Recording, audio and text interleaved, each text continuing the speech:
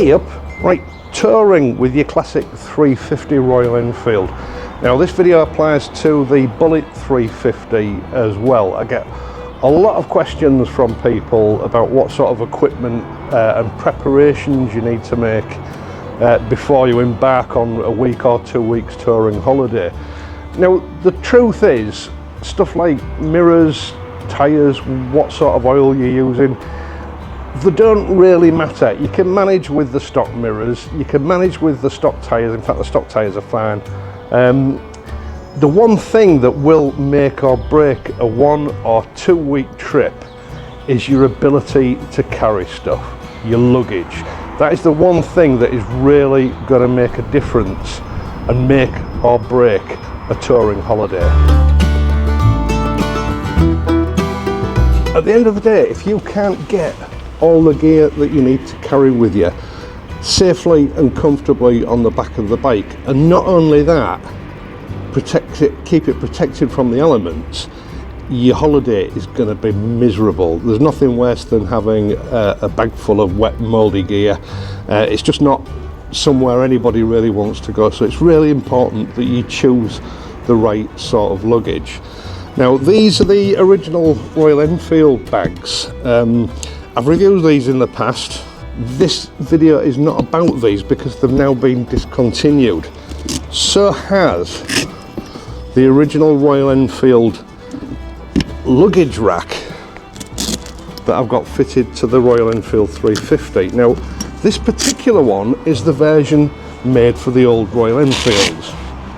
What happened historically, going back a few years ago, 2 years ago, something like that, Hitchcock's Motorcycles basically bought a huge amount of stock of these particular racks in, and then they made an adapter kit so that it would fit the classic 350, because the tolerances between the 350 and the old 350 and 500 are slightly different and they wouldn't fit. So I did a video on that a couple of years ago. I fitted it, forgot all about it, it's been absolutely fine. These are the best racks in the world that you could possibly fit to any motorcycle. I believe they're of military origins. They look very much like the old style ones that they used to use for carrying jerry cans. They were designed to be multifunctional, so you could carry a jerry can on there to transport petrol around with you, or you could put a dispatch bag on it for normal dispatch work. These are absolutely brilliant. They're so versatile, there's nothing like them on the market. And to that end, when Royal Enfield discontinued them, as I say, Hitchcock's bought loads in, and I remember them telling me that they had many years worth of supply of these racks, which they would sell off with their adapter kit, and then 6 months later they'd run out.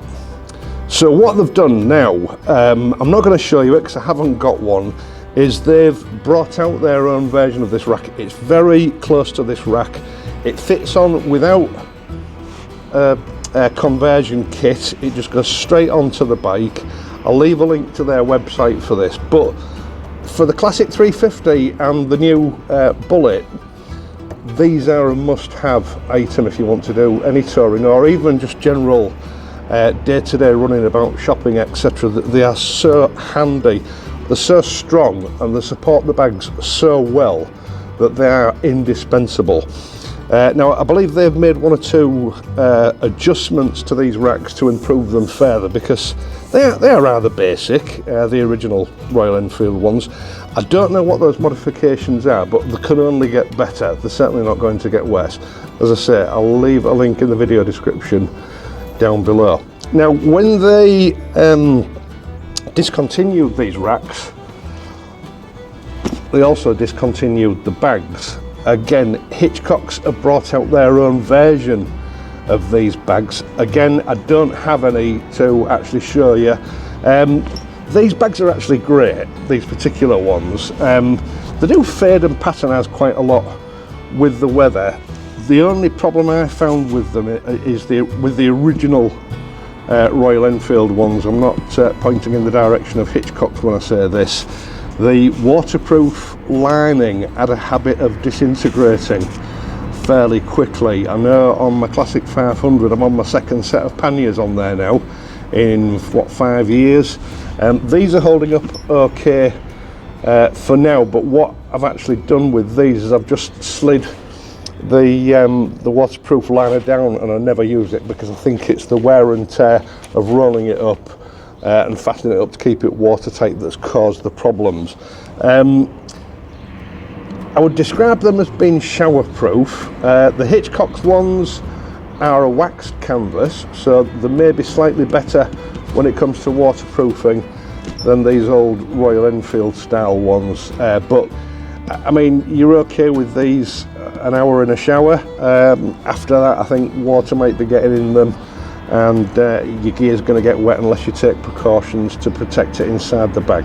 But the purpose of this video is just before, well, I don't remember it being like about last October time, I found a couple of pieces of luggage stored away. Like I told you, I don't sell review items. Once I've done the review, I hold on to them, and I discovered a couple of pieces from Longride were actually are perfect for the Classic 350. And last year, October time, there was one. Right, I'll tell you this story. Here we go. 2021, I was going to do the Mules Day Out trip, and Longride offered me a set of their standard Super Patriot bags. Now, they didn't have this brown colour in stock. They said they would make me some up. Basically, long story short, they didn't really have enough time to get them to me before the trip, so I ended up using Lomo bags, as you might remember. These actually arrived while I was away on that trip. Now, out of courtesy, I did a quick review on them a few weeks later, and then they were just put away. Now, this particular one has just been sitting in a damp garage for 2 years. I did a comparison of bags video. The other one remained in the house in my office. What I've got to say about these is they are extremely durable bags. This looks pretty much as good as the day it arrived. Now, these are similar to the Super Patriots clip-on type that I have on the BSA, and those bags have had an absolute drenching in bad weather. They stand up to it really well, and I'll go through the care procedure towards the end of this video, but first of all, let's show you the bag. Now, this is the one that's been in my house, in my office, for what, 4 years. It was buried underneath a load of other review items. We've got basically a leather bottom piece, leather fastening straps complete with a leather carrying handle. On the back we have a leather, for want of a better word, sort of mole system, which allows you to adjust the height of the panniers on whatever rails you're fitting them to. We've also got a third strap which fastens underneath, and I found this is actually very handy for fastening the bag down onto the bottom rail that sits in the middle of the actual pannier rails for these bikes, or pannier racks for these bikes. So once it's fastened down, the whole thing is really sturdy. Now, there is a little bit of front to back movement, which I don't actually think is going to be a problem, but you can actually stop that just with a couple of cable ties on each bag, just to hold it in the middle. I'll see if I can find a couple of cable ties while I'm filming this. I know that I had a big pack of them and they've been missing for some time, but I'll see if I can locate them. The way it's set here is perfect for these rails, and I'll show you fitting it in a moment. It doesn't take long. Now, it's a thick waxed canvas. You'll have to excuse the cat hairs, but I think Ollie, who's now departed, bless him, was using this as a bed for about a year and a half before we lost him. Now, you can get waterproof liners for these bags. I would say, from experience with the other Super Patriots, they are not really necessary. By all means, get a pair if you decide to go and buy a pair of these. You know, belt and braces job, especially if you're protecting electronic equipment, that kind of thing. But I don't actually believe myself that they are required. The roll top or fold over top is a method that's been used for keeping the elements out of bags for centuries, and it's persisted for a reason. It works really well. That's why all dry bags are roll top designs, because there is not a better way of keeping water out. It doesn't matter what closures or zips you use, they will not keep water out the way a roll top bag does. You can have it rolled up like that, so it's sort of doubled over, but they actually work fine like that. Now the beauty of these bags, although like this they're a similar capacity to the original Royal Enfield bags, and I would imagine the Hitchcock's bags that are available now, they are extendable. And again, I've used these on the BSA, even in, it was only a shower, to be fair, but with it extended up like that, and then you simply use the YKK zip closure on the top to secure the bag. You leave the straps unfastened. But it allows you, you know, if you're just going and doing a bit of shopping, you found that your shopping doesn't quite fit in your bag, I probably wouldn't advise you do a 2-week tour with them sitting like that, especially if you're likely to come into some really bad weather. But if push comes to shove, you're going to do a bit of shopping and you find it doesn't quite fit in, you can extend the bag like that, and it's okay for use in dry weather or wet weather, as long as it's not a long journey. The inside seems to have some sort of waterproof lining or additional waterproof lining in green, so it is a belt and braces job. Longride use a traditional waxing process for this canvas, which includes the use of linseed oil, which makes it a really durable waxed finish. This bag has never been retreated. It's exactly as it was 4 years ago, getting on for 5 years ago when it was delivered to me. It looks just as good. You can feel that the wax is all intact on it. It's quite a dry wax, it's not a wet wax. You're not going to need to reproof these very often. What I would suggest though is the leather, use a good quality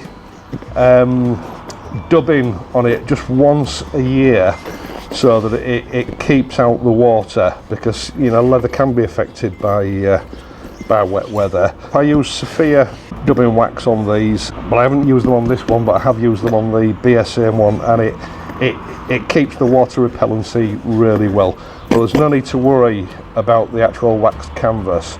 Just one other feature I'd like to point out to you with these. At either end of the bag you'll see some leather cutouts. Now behind that they've got a reflective material. It's just an added safety feature. If anybody catches this in the headlamps, if they're behind you or in front of you, if the angle's right, this beams out like somebody's switched an LED light on.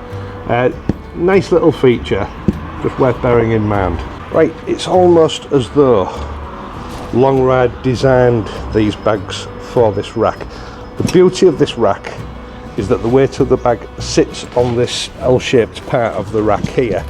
Personally, I always thought maybe they could do with being, you know, the rack could do with coming out a little bit further, because it's not going to interfere with the operation of the bike. As you can see, it could do with coming out just almost to the end of the foot pegs. It's not a deal breaker, I've never had a problem with them.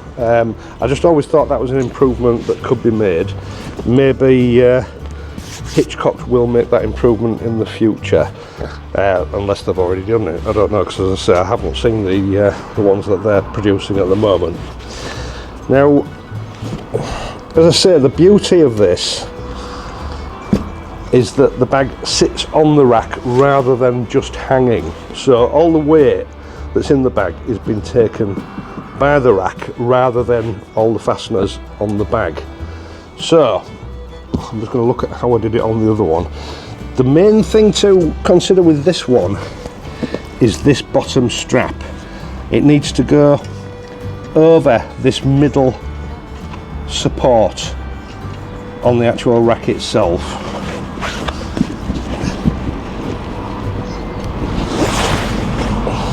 And it's going to be really difficult to film that and show you. So I'll get this top bit done and then we can look at that.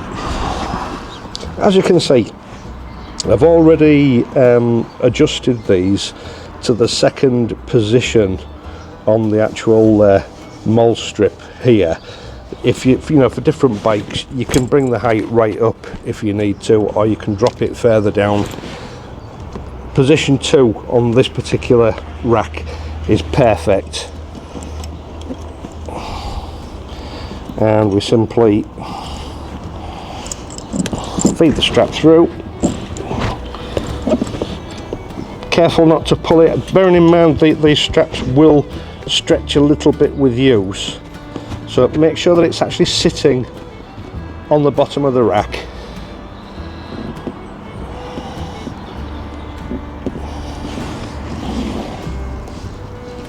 And then fasten it up.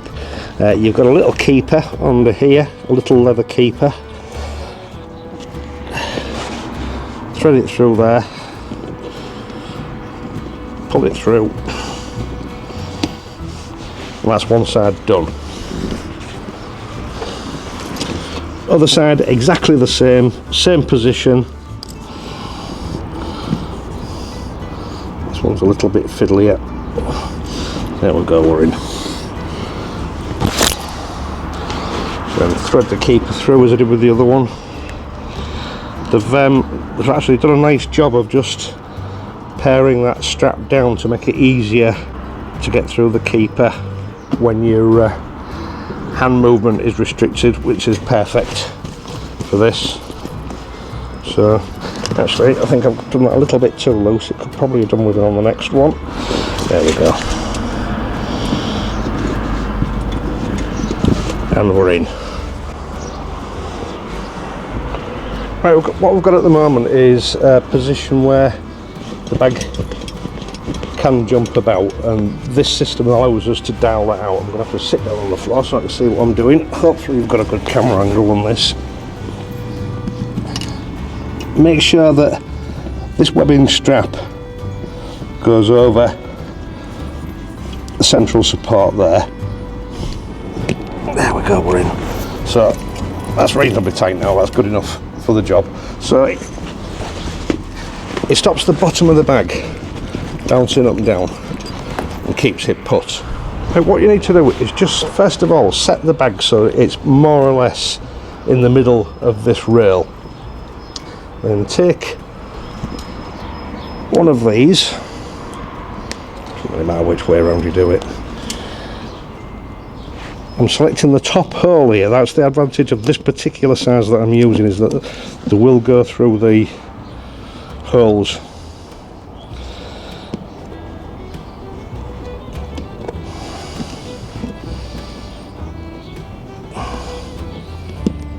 And just put it tight enough so that that's engaged. Right, do the same out the other side. You don't have to use this size, you can use a more robust cable tie if you want to, and just put it around it to hold it in place. It's entirely up to you.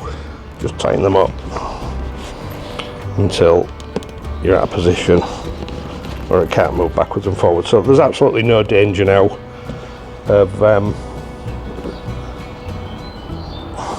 the bag sliding backwards and forwards. As I said, there's nowhere it can go anyway.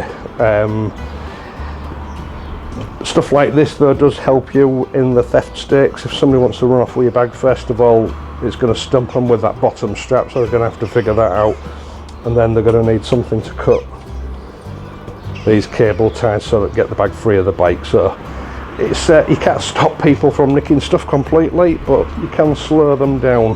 The more you slow them down, the more likely they are to abandon what they're doing. It depends on who they are and where you are. Longride Patriots, Super Patriots these actually, they do a smaller version. Good, strong, solid, waterproof bag in conjunction with the, in this case, the old original equipment Royal Enfield rack. As I say, Hitchcock's motorcycles now produce their own version of this. Now the struggle to keep this in stock, I know at the moment they're out of stock, they're expecting more stock in March.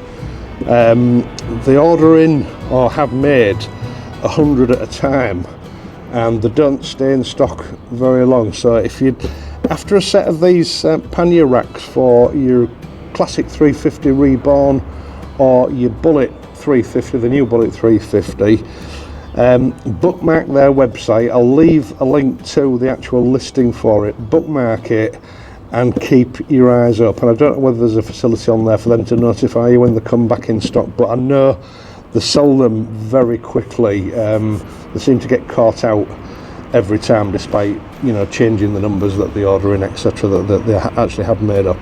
The current ones are made in England. I've no doubt they'll probably be slightly better quality to the original racks, but as a touring setup, solo or for a couple, this is hard to beat with this rack and these particular bags. As I say, they do have a loop on these. What I do is I get the little airline approved luggage locks, the combination type for these, about £10 for a set. You lock them up. Again, you know, you can't keep people out of your luggage if they really want to be in it and they're brazen enough to do it no matter what, but it will just stop the casual thief from walking past and opening your bag to see what's inside. You can only do so much. If you want total security, don't travel on a motorcycle, take a car. You know, that's my answer to that question. Now, I know there are a lot of other bags on the market. I've no doubt I'll get a list of them thrown at me in the comments section on this video. I always do.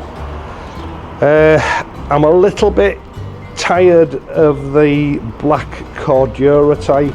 I know a lot of people like them. Personally, they're not my sort of thing.